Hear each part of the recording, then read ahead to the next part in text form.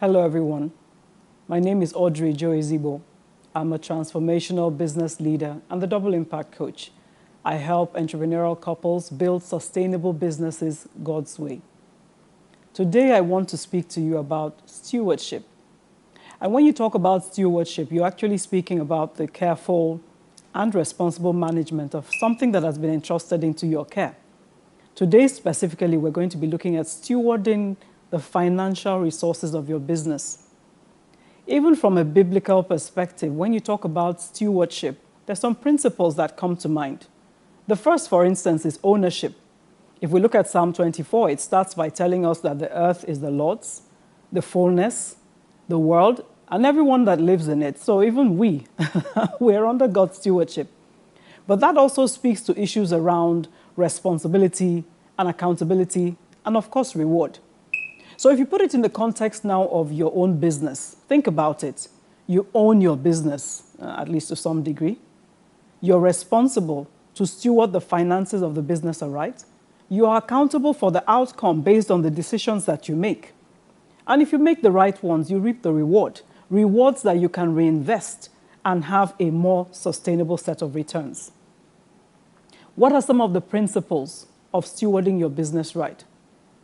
Let me say fundamentally that you want to be sure when you think about the finances of your business, ask yourself this question. If you had hired someone else to run your business, what would you expect of them? And this then takes us to the very first thing, that it's important that you separate your finances, your personal finances, from your business finances. Best practice is that you should pay yourself a salary. Establish how much the business can pay you, or better yet, establish what you are worth. But pay yourself only what the business can afford, and you can accrue the difference until things get better. It's also important that you don't do any double dipping into your company's bank accounts. Don't go into your company bank accounts to collect funds for your personal expenses. And I dare say on the flip side, as some people do, hopefully not you, don't be that person who, when your business has a sizable income and inflow, you channel it through your personal account because you don't want to pay COT or you don't want the tax man to find out at the end of the day. I promise you it tends to be costlier for you in the long run, even from the point of view that you might not be able to show track record when finally a big opportunity comes your way.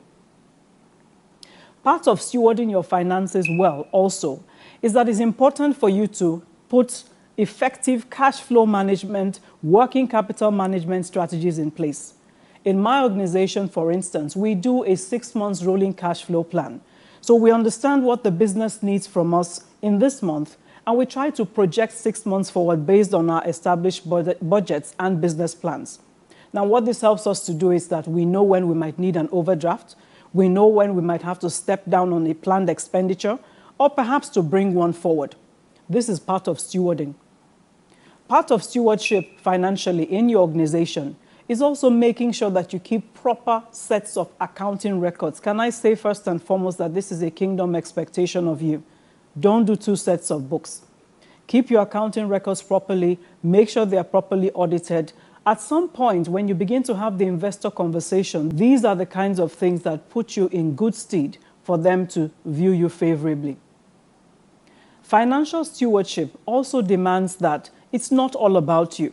As your business begins to grow and expand, put in place a delegation of authority document. And what is this? Essentially, it's just a document that gives different kinds of approval levels to some of your management team so that certain things can happen in the business that don't necessarily involve you. It can't be that you're growing a sustainable business and everything financial about the business is sitting in your wallet or in your checkbook. A critical part of financial stewardship in your business is the element that speaks to value creation.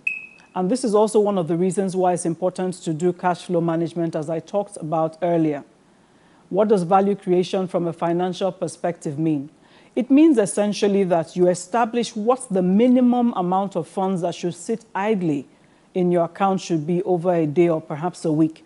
And make sure that every extra naira or dollar is invested in some kind of interest-bearing platform. For instance, you can place your monies on call, you can put them in the money market, you can place them in treasury bills. The rates might not be great, but value creation means that rather than just sitting in your account doing nothing, the money is earning additional income for you. So pay attention to treasury management. It's part of your financial stewardship to create additional value for the business as well as for the shareholders.